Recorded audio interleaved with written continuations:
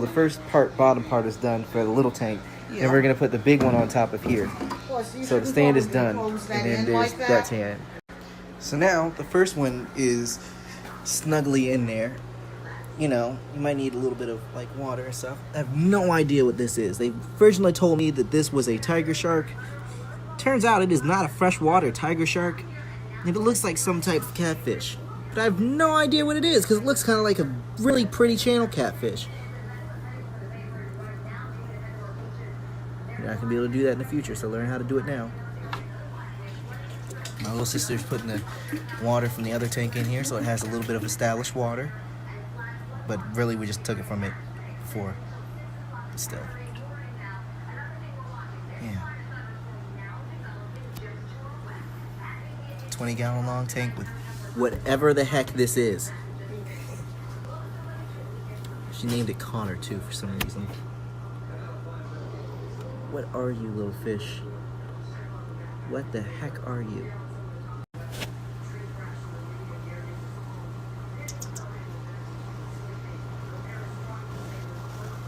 What are you? So, one of my filters had broke, so I just decided because my tank is already set up, mainland, marineland, after your tank is already set up, they're pretty great tanks.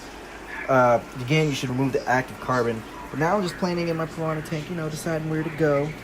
Probably gonna plant one more of those right there and one of those over there, because, you know, they freak out a lot, and they're them. Yeah, so there are a few of them. You know, they've been really up and down because, you know, we've been making those two tanks. That's going to be a saltwater one, and that's going to be the freshwater one that's holding a Piranha shark. We figured out what breed it was, thank God. And, yeah, I'll go on to that in a second. Most people think that these guys are just like, you know, heartless little killers, but if they were, how am I able to pet my babies? Hey, little baby. Hey. They're okay with me, especially I've been doing a lot of stuff today. My hands are a little shaky. But yeah, there I am, you know, petting my red bellies. No, it's not that good of a view, and they do like to hide. But yeah, this is Fireball right here. As I pet her little top fin. Try to get some of the parasites and all the other kind of stuff off for her. So they do allow for it. Some of my other ones that aren't really like that used to it are kind of skittish, just like this one. As you see, that's just like, too much touching. Fireball, though, Fireball will let me pet her all day long. That's my little girl. That's Daddy's girl. Yes, you are. Yeah, Daddy's girl. Some of the other ones, they get really...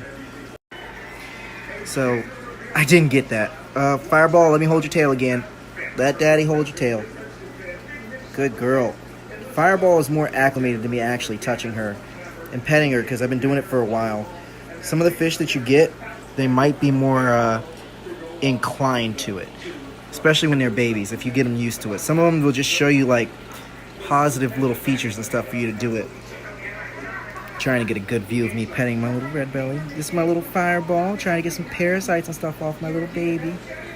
Yeah, come on, move back, move back, move back. I'll get your tail. I'll move you back. Yep, good girl. Good girl. That's Daddy's good girl. Yes, you are. But as you see, you know, just petting her dorsal fin, getting some stuff off of her. You know, making sure there's not too much slime coat.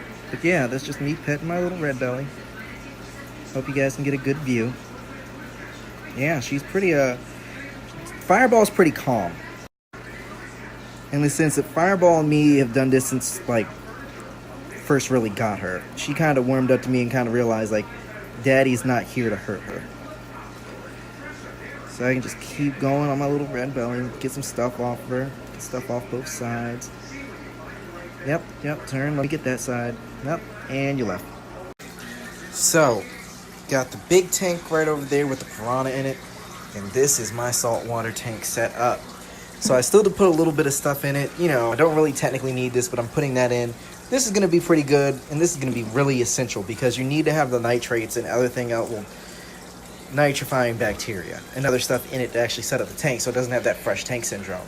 So even when we bought that fish on the Piranha shark yesterday, that's what it actually is. The thing was, when we got it, we didn't intend to really have him. So that's why he's here in the other tank, which is another 20-gallon long tank. And he'll be getting some friends soon, so he's just not all alone down there. But the thing is, we didn't have anywhere to put him. So the problem lied, like, you can't just start up a tank and put a fish in it or he'll die. And this one is a shark. It needs filtration. It needs oxygen to live, or else it will just die in that bag that we got it in. So what we did was I moved purely established water into this tank. So, and I floated him just for a bit so he would be okay when we finally opened it up and put him in.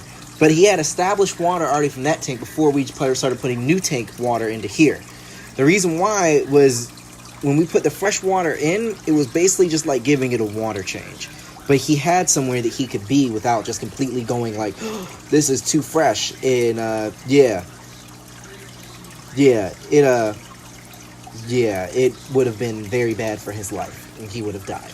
But yeah, this is the saltwater tank. As you can see, there's a little bit of sand right there. And I got to put some stuff in there. Right now, I have not only the filter going, but I have 2 pumps going to try to get some of the water flowing in here, to try to set it up like a natural aquarium / the ocean.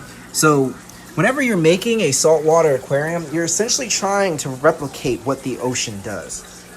So when you're making a saltwater tank, you're essentially trying to replicate everything the ocean does. From the waves, to the salt, to the coral, to the pH level, which is extremely complicated and why some people don't do it. Now, the payoff is that you get extremely bright, very beautiful fish that you can also sell at a very high price because it's hard to get your hands on them, especially where we are. But it's a very complicated process. I'm going to get a light for this one and a whole bunch of other stuff, but this is just the basic setup just so you can see how it is. And I got to clean up all this because we literally made this today. But here's a saltwater one. It's just standard 29 gallon. And here is the Piranha shark's tank, which is just a 20 gallon long one. We're going to put more stuff in there and hopefully it breeds too. Hopefully this stuff breeds and maybe my piranha will finally have children. I don't know. Maybe they might, maybe they won't. They're very skittish. And there's neon tetras, which is the only things that have been alive in this tank for a full year. So piranha, neon tetra, they're pretty good as long